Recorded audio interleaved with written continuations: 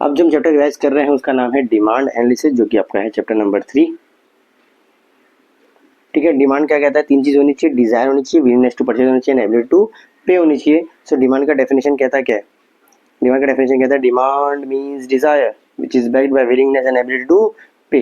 ठीक है, तो डिमांड का डेफिनेशन आपको आना चाहिए, demand means desire which is backed by willingness and ability to pay. Okay, इसके अंदर 2 शेड्यूल होते हैं, बट पहले मैं वो आंसर कराता हूँ जो कि इंपॉर्टेंट है, फिर आप लॉ ऑफ डिमांड करेंगे तो ये कवर हो जाएगा। ओके, पहले हम कवर करते हैं types of demand, ICDCC। Okay, ठीक है, अब यहाँ ध्यान देना, direct demand, indirect demand, complementary, उसका दूसरा नाम होता है joint demand, composite demand and competitive demand. फटाफट से देखेंगे। डिमांड, डायरेक्ट डिमांड का मतलब होता है डायरेक्टली, इसको कहते हैं कंज्यूमर गुड। आप डायरेक्टली दुकान में गए और जाके खरीद लिया, इसलिए इसका दूसरा नाम होता है it is a demand for consumer good. इसका दूसरा एग्जाम्पल दिया हुआ है cloth and sugar. Indirect demand का दूसरा नाम होता है डिराइव डिमांड। ये जो डिमांड होती है फैक्टर ऑफ प्रोडक्शन के लिए, यानी कि demand for worker. Factor of production आपको मालूम होना चाहिए, land, labour, capital and entrepreneur, ये होती है फैक्टर ऑफ प्रोडक्शन। और इनकी जब प्रोडक्ट की डिमांड बढ़ेगी, डायरेक्ट डिमांड बढ़ेगी, तो इनडायरेक्टली इनकी भी डिमांड बढ़ जाती है। ठीक है, कॉम्प्लीमेंट्री डिमांड या फिर जॉइंट डिमांड। कॉम्प्लीमेंट्री का दूसरा नाम क्या है? Joint demand. व्हेन 2 और more goods are jointly demanded to satisfy single want, के दोनों मिलके चलेंगे एक साथ, उसी को कहते हैं कौन सी demand? Joint demand. Car and fuel हो गया, ठीक है, मार्कर एंड इंक हो गया, मोबाइल एंड सिम कार्ड हो गया, ये होते हैं कुछ कॉम्प्लीमेंट्री गुड्स। कंपोजिट डिमांड का मतलब होता है कि ये जो चीज होती है सेवरल यूजेस के लिए काम आती है, जैसे कि इलेक्ट्रिसिटी यूज होती है, लाइट, फैन, वॉशिंग मशीन, ये सब के लिए। मिल्क यूज होता है स्वीट्स वगैरह बनाने के लिए, स्वीट्स बनाने के लिए, कुछ अगर मिल्क शेक बनाने के लिए, कुछ और चीज बनाने के लिए, तो मिल्क भी क्या हो गया है? Composite demand. नेक्स्ट है आपका कॉम्पिटिटिव डिमांड। इसका दूसरा नाम होता है सब्स्टिट्यूट गुड्स, यानी टी और कॉफी हो गया, मैगी और ईपी हो गया। मतलब तू नहीं तो तू पण चलसी, मतलब तू नहीं मिले तो तू कोई और सही। तो अगर एक प्रोडक्ट नहीं मिला दूसरा प्रोडक्ट चलेगा, तो उसको कहते हैं सब्स्टिट्यूट गुड्स। ठीक है, फिर आपका आंसर आता है फैक्टर या डिटर्मिनेंट ऑफ डिमांड। क्या आता है? फैक्टर या फिर डिटर्मिनेंट्स ऑफ डिमांड। पहला आता है प्राइस बढ़ेगा तो डिमांड कम होगा, प्राइस कम होगा डिमांड बढ़ेगा। इन दोनों कौन सा रिलेशनशिप है? इनवर्स रिलेशनशिप है। उसके बाद आपका आ जाता है इनकम बढ़ेगी तो डिमांड बढ़ेगी, इनकम कम तो डिमांड कम। इसका कौन सा रिलेशनशिप है? डायरेक्ट रिलेशनशिप है। Price of substitute goods, Maggi नहीं मिली तो yippee सही, प्राइस अगर मैगी बढ़ाएगी तो yippee का डिमांड बढ़ जाएगा। ठीक है, क्योंकि लिए पब्लिक मैगी खाना कम कर देगी और yippee खाना चालू कर देगी क्योंकि सस्ता हो गया। ठीक है, जस्ट एन एग्जांपल है, कोई मैं प्रोडक्ट के ऊपर नहीं बना रहा हूँ। ठीक है,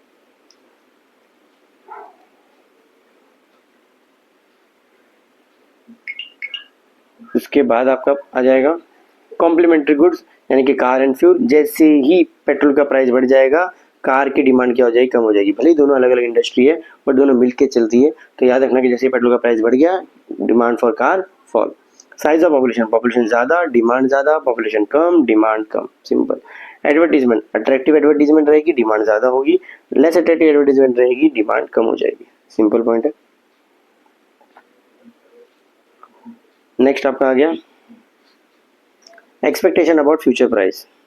एक्सपेक्टेशन ऑफ फ्यूचर प्राइस का मतलब, अगर आपको लग रहा है फ्यूचर में प्राइस कम होने वाला है अनियन का, फ्यूचर में मतलब आगे जाके प्राइस कम होने वाला है, तो प्रेजेंट में डिमांड कम हो जाएगी, मैं अभी नहीं खरीदूंगा क्योंकि आगे सस्ता होने ही वाला है। सेकंड इसका पॉइंट ऑफ व्यू है कि फ्यूचर में प्राइस बढ़ने वाला है, आगे बढ़ने वाला है, तो मैं आगे क्यों खरीदूं क्योंकि आगे महंगा होने वाला है, तो मैं प्रेजेंट में डिमांड बढ़ जाएगी। फिर आपका नेक्स्ट पॉइंट आता है टेस्ट, हैबिट एंड फैशन। अगर आपको कोई चीज़ की आदत ही है, आपको लेटेस्ट ट्रेंडिंग फैशन पहनना ही है, ठीक है, जो चीज़ आपको चाहिए मतलब चाहिए, तो आप यहाँ पे प्राइस नहीं देखोगे, irrespective of the price you will purchase the product. ठीक है, तो यह ध्यान रखना है यहाँ पे। फिर आपका आ जाता है level of taxation. Level of taxation का मतलब, अगर प्रोडक्ट का टैक्सेस बढ़ जाएगा, ठीक है, प्रोडक्ट के ऊपर टैक्सेस अगर बढ़ जाएगा तो उसका प्राइस बढ़ जाएगा, प्राइस बढ़ जाएगा तो डिमांड कम होगा।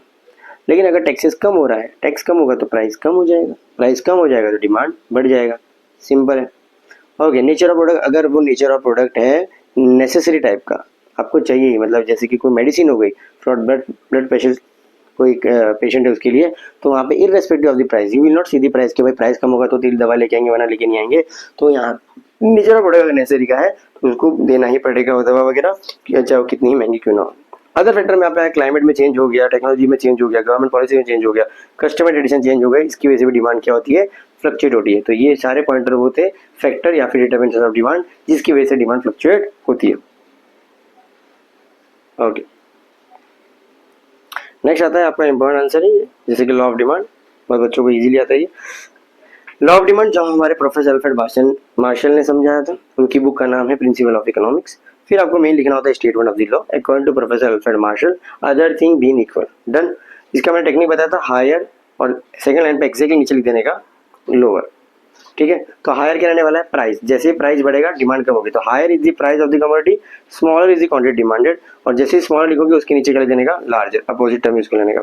ठीक है, तो higher is the price, smaller is the quantity demanded, higher के नीचे exactly lower is the price, और स्मॉलर का opposite larger is the quantity demanded. ये हो गई टेक्निक से आप डेफिनेशन लिख सकते हो। फिर सिंबॉलिकली इसको एक्सप्रेस करेंगे, DX demand is function of price, यानी DX is equal to F X price. ठीक है, तो ये आपको फुल फॉर्म लिखना है, एक्स का मतलब एफ का मतलब ये पूरा लिख देना।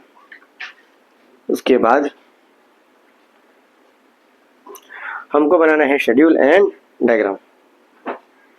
तो this law can be explain with the help of schedule and diagram. Schedule में बना हो गया प्राइस, और दूसरा हमारा क्वांटिटी इन डिमांडेड, यहाँ पे आप इन डिनोट कर देना इन केजी या वगैरह जो भी। प्राइस जैसे कि 50 लिया है, क्वांटिटी रहेगा 1, प्राइस 40 हो गया। जैसे जैसे प्राइस कम हो रहा है, जैसे जैसे प्राइस कम हो रहा है क्वांटिटी बढ़ती जा रही है। पहले 1 हुई, फिर 2 हुई, फिर 3 हुई, फिर 4 हुई, फिर 5 हो गई। जैसे जैसे प्राइस कम होते जा रहा था क्वांटिटी डिमांड बढ़ती जा रही थी। इसी को आपको क्या कर देना है, थोड़ा सा एक्सप्लेन कर देना है कि when the price is 50 quantity demand is 1 kg, when price falls from 50 to 40 kg quantity demanded rises from 1 to 2 kg। ठीक है, ऐसे करते करते आपको पूरा एक्सप्लेन कर देना है। लास्ट में कंक्लूजन लाइन लिख देनी है, this show inverse relationship between price and quantity demanded. Simple है ये। उसके बाद आपका आ जाएगा डायग्राम। ग्राफिकली आपको बनाना है एक्स एक्सेस में क्या आएगा आपका, क्वांटिटी डिमांडेड। एक्स भी कभी क्यूट हुआ करती थी, क्वांटिटी डिमांडेड याद रहेगा, और वाई एक्सेस में क्या आ जाएगा, प्राइस। ठीक है, आप इसको प्लॉट कर दोगे एंड देन सारी प्लॉटिंग पुट कर दोगे।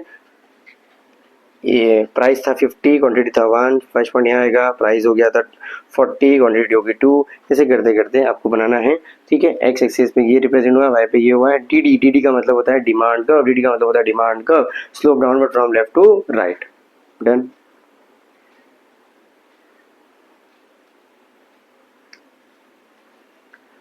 सो लॉ ऑफ डिमांड हो गया।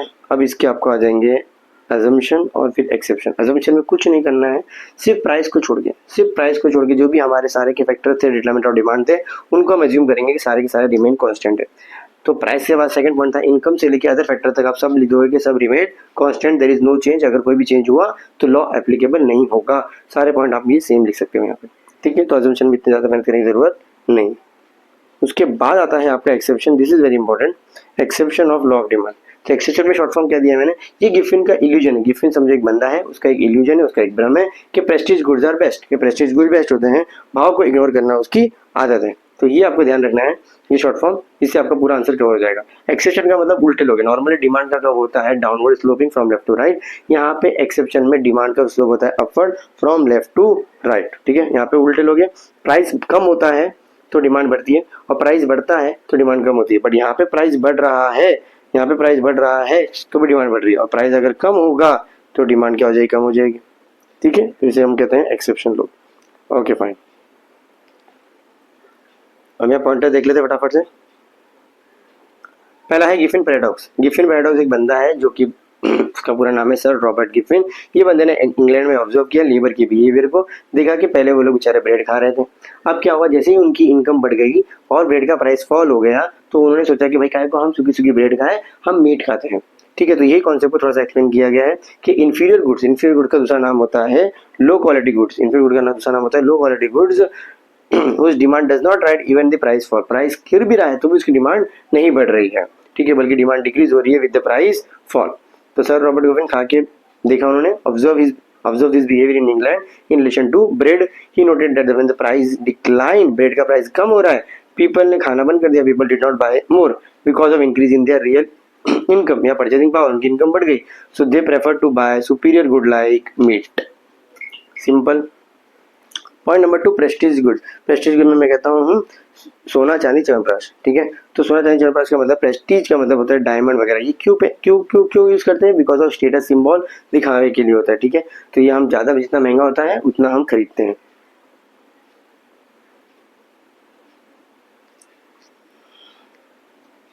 उसके बाद पॉइंट है आपका, पहले मैं 4 कवर करता हूँ।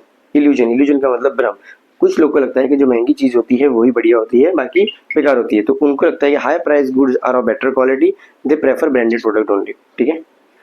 इग्नोरेंस का मतलब you are not aware about the market, you are ignorant about the price, क्या चल रहा है अदर प्लेसेस में, और आप महंगा खरीद लेते हो बिकॉज आपको पता ही नहीं है कि मार्केट प्राइस क्या चल रहा है।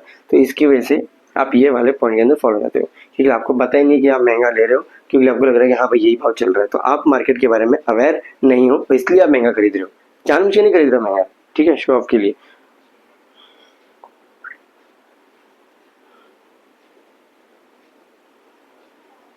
नेक्स्ट पॉइंट आपका आएगा हैबिचुअल गुड। अगर आपको चाय पीने का चाय पियोगे, दारू पीने का दारू पियोगे। टीएल encourage purchase in required quantity even at higher price. Price कुछ भी हो उससे मतलब नहीं है, चाहिए मतलब चाहिए। अब एक लास्ट पॉइंट है स्पेकुलेशन। भाव जो मैंने वर्ड यूज किया था, भाव को इग्नोर करना, उसके आते हैं। तो भाव का लिए हम आते हैं point number 3, that is known as speculation. Speculation का मतलब है कि मुझे ऐसा लग रहा है कि कोई फेस्टिवल आने वाला है, और अगर फेस्टिवल जैसे जैसे नियर आएगा तो वो चीज़ जो मुझे मिल रही 100 रुपये की, वो मुझे 200 की मिलेगी, तो महंगी हो जाएगी। तो वो डर से मैं खरीद रहा हूँ कि भाई और महंगी ना हो जाए, ठीक है। That is known as speculation, simple, okay. Now important answer है, ये डिस्टिंक्शन में भी आता है और कभी लॉन्ग आंसर में भी आ सकता है। That is known as variation in demand, और दूसरा पॉइंट का नाम आता है change in demand. Variation in demand के अंदर ये जो ध्यान देना, वेरिएशन इन डिमांड जो होता है ना, मैंने यहाँ पे लिखा है, ये सिर्फ ना प्राइस की वजह से होता है। किसकी वजह से होता है? प्राइस की वजह से। या तो प्राइस बढ़ेगा या तो प्राइस कम होगा। वेरिएशन डिमांड के अंदर सिर्फ 2 ही कैटेगरी आती है, या तो ये सिर्फ प्राइस की वजह से होता है, इसके अंदर 2 कैटेगरी आती है, expansion of demand and contraction of demand, ठीक है। चेंज इन डिमांड जो होता है वो सिर्फ अदर फैक्टर की वजह से होता है। चेंज इन डिमांड जो होता है वो अदर फैक्टर की वजह से होता है, और इसके अंदर भी 2 टाइप आते हैं, increase in demand and decrease in demand. Price की वजह से जो होता है उसे वेरिएशन कहते हैं, अदर फैक्टर की वजह से जो होता है उसे चेंज इन डिमांड कहते हैं। एक्सपांशन और कॉन्ट्रैक्शन वेरिएशन के अंदर आता है, इंक्रीज और डिक्रीज चेंज के अंदर आता है, ठीक है। Variation in demand, variation demand क्यों होता है? जैसे मैंने बताया था, वेरिएशन डिमांड होता है प्राइस की वजह से। अब उसके अंदर जो पहला पॉइंट है वो है एक्सपांशन ऑफ डिमांड। हेडिंग बढ़ो, एक्सपांशन ऑफ डिमांड मतलब डिमांड बढ़ रही है। अब मुझे बताओ डिमांड क्यों बढ़ेगी? डिमांड इसलिए बढ़ रही है क्योंकि प्राइस क्या हो रहा है? कम हो रहा है। तो यही हमारा आंसर है, ये हो रहा है because of for in the price alone, ठीक है। बाकी अदर फैक्टर क्या रहने वाला है? अदर फैक्टर रिमेन कॉन्स्टेंट, मतलब अदर फैक्टर तो गेम नहीं खेल रहे हैं यहाँ पे, ठीक है। नॉर्मली आपको मालूम है कि डिमांड का स्लोप डाउनवर्ड होता है, वो तो नॉर्मल सी बात है। अब मेन आती है मुद्दे की बात कि हमको डायग्राम कैसे बनाना है। आपको क्या करना है, पहले एक कोई भी रैंडम एक बॉक्स बना देना। आपने बॉक्स बना दिया, उसका पॉइंट दे दिया ए। अब जैसे ही आपने बॉक्स बना दिया, अब इसको देखो आप, प्राइस क्या हो रहा है बच्चा? कम हो रहा है, तो प्राइस कम कम कर देंगे, P1 पे आ गया, प्राइस कम हो गया, और डिमांड बढ़ रही है तो डिमांड बाहर की तरफ आ जाएगी। अब आप ये देखो, ये जो मैंने ब्लू से मार्क किया, ये बाहर की तरफ प्राइस कम हुआ और डिमांड बढ़ गई, ठीक है। पॉइंट ए से बी आ रहा है। नॉर्मली डिमांड का अगर स्लो डाउनवर्ड होता है वो आपको नहीं लिखना है, मेन आपको लिखना है यहाँ पे डाउनवर्ड मूवमेंट हो रहा है फ्रॉम ए टू बी। क्या हो रहा है? डाउनवर्ड मूवमेंट हो रहा है from A to B. Downward movement on the same demand curve from point A to B. आपको ये मेन लाइन लिखनी है कि पॉइंट ए से ये पॉइंट बी की तरफ आ गया, पॉइंट ए से पॉइंट बी की तरफ आ गया, डाउनवर्ड मूवमेंट हो रहा है, डाउनवर्ड मूवमेंट हो रहा है, ठीक है।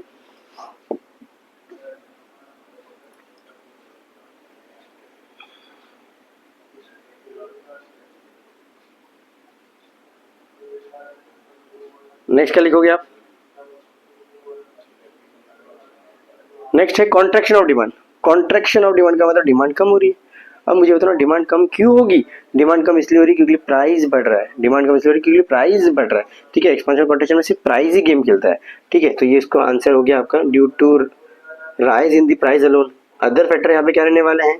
रिमेन अनचेंज यानी कांस्टेंट रहने वाले हैं। मेन अदर डायग्राम कैसे बनाना है? अब यहाँ ध्यान दो, कॉन्ट्रैक्शन है, पहले आप रैंडमली बॉक्स बना दिया बॉक्स। अब यहाँ क्या करना है? प्राइस को बढ़ाना है, तो प्राइस को बढ़ाएंगे, प्राइस को बढ़ाया और डिमांड को कम कर दिया। अब ये पॉइंट बी से ए जा रहा है, बी से ए जा रहा है, मतलब मूवमेंट क्या हो रहा है?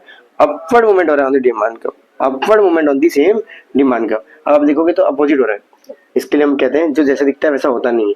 आप देखोगे एक्सपांशन में मूवमेंट था डाउनवर्ड, नाम था एक्सपांशन बट मूवमेंट था डाउनवर्ड। कॉन्ट्रैक्शन में आप देखोगे तो नाम है कॉन्ट्रैक्शन बट मूवमेंट है अपवर्ड।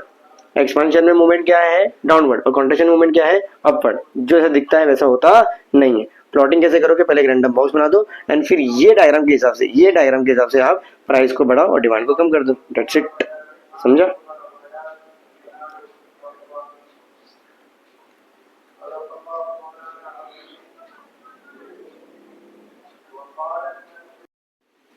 नेक्स्ट है change in demand. Change in demand होता है अदर फैक्टर की वजह से। इसमें भी दो है, इंक्रीज इन डिमांड और डिक्रीज इन डिमांड। अब इंक्रीज इन डिमांड मतलब डिमांड बढ़ रही है। अब डिमांड बढ़ रही है बट यहाँ पे प्राइस गेम बिल्कुल नहीं खेलेगा। अब यहाँ गेम कौन खेल रहा है, अदर फैक्टर। मतलब अदर फैक्टर भी अच्छे हो रहे हैं यानी फेवरेबल हो रहे हैं। तो यहाँ ध्यान देना, इंक्रीज इन डिमांड होता है ड्यू टू फेवरेबल चेंज हो रहा है इन अदर फैक्टर, और यहाँ प्राइस रिमेन कांस्टेंट होता है। प्राइस यहाँ पे क्या रहता है, कांस्टेंट रहता है। ठीक है, अब डायग्राम कैसे बनेंगे ध्यान देना। एक्स एक्सिस में क्वांटिटी डिमांड आता है, वाई एक्सिस में प्राइस ही आता है, अदर फैक्टर नहीं है। अब यहाँ ध्यान देना, पहले हम रैंडमली एक बॉक्स बना दिए, इसका पॉइंट दे दिए ए, डन। अब आप क्या करोगे, डिमांड बढ़ रही है मतलब क्वांटिटी से Q1 आ जाएगा, डिमांड बढ़ रही है but the price remain same, इसलिए प्राइस की लाइन देखो स्ट्रेट ही है। प्राइस की लाइन तो स्ट्रेट ही रहेगी और डिमांड बढ़ जाएगी, यहाँ पे डॉटेड डिमांड बढ़ जाएगी। पॉइंट का नाम आ जाएगा बी। ठीक है, पहले ओरिजिनल बना रेड से, फिर प्राइस स्ट्रेट लाइन है और क्वांटिटी बढ़ गई है, वो आ गई बी की तरफ। यहाँ पूरा का पूरा कर्व शिफ्ट हो रहा है, पूरा का पूरा कर्व शिफ्ट हो रहा है, कर्व पूरा का पूरा शिफ्ट हो रहा है to right hand side, to right hand side of the original curve. या तो हम कहेंगे पूरा का पूरा कर्व शिफ्ट हो गया टुवर्ड आउटवर्ड, आउटवर्ड मतलब बाहर की तरफ आ रहा है कर्व। इंक्रीज में याद रखना आउटवर्ड बोलते हैं या तो राइट हैंड साइड बोलते हैं। कर्व बनाने है कैसे बनाना है, ठीक है, समझा कि increase in demand other factor की वजह से होता है, समझा। प्राइस यहाँ पे कोई गेम नहीं करेगा, price will remain constant. Same ऐसे ही आता है आपको इंक्रीज इन डिमांड है, सेम ऐसे ही आपको दूसरा कॉन्सेप्ट क्या मिलेगा, डिक्रीज इन डिमांड। ठीक है, ये डिमांड का लास्ट टॉपिक है, डिक्रीज इन डिमांड। डिमांड कम हो रही है, डिमांड कम क्यों होगी, बिकॉज अदर फैक्टर भी बेकार चल रहे, खराब हो रहे होंगे। अदर फैक्टर भी यहाँ पे क्या है, अनफेवरेबल। क्या वर्ड यूज करेंगे हम, अनफेवरेबल, और प्राइस रिमेन कांस्टेंट। प्राइस यहाँ पे गेम नहीं खेल रहा है। ओके, तो ओरिजिनल कब बना दिया, पॉइंट का नाम दे दिया बी या ए, आपको देना ए दे दो, कोई दिक्कत की बात नहीं है। अब यहाँ पे हो क्या रहा है, डिमांड कम हो रही है। एक मिनट डायग्राम वापिस देखना एक बार आराम से। ओके, ओरिजिनल ये है, बाहर जो है ए जो पॉइंट है ये ओरिजिनल है। अब आपने बनाया डायग्राम और डिमांड कम हो रही है, मतलब अंदर की तरफ आ रही है, ये डॉटेड वाली अंदर की तरफ आ रही है, तो डिमांड कम हो रही है। तो ए से ये बी की तरफ जा रहा है, मतलब ये इनवर्ड जा रहा है। और दूसरा इसको कहते हैं लेफ्ट हैंड साइड। कौन side, left hand side. Increase में राइट हैंड साइड और आउटवर्ड, डिक्रीज में left hand side and inward. ठीक है, सो डिमांड इंडिविजुअल डिमांड और मार्केट डिमांड भी होता है, बट इसके ऊपर आपको एक्टिविटी आएगी, आपको सिर्फ प्लस और माइनस करना है। एक बार मैं वो बताया था।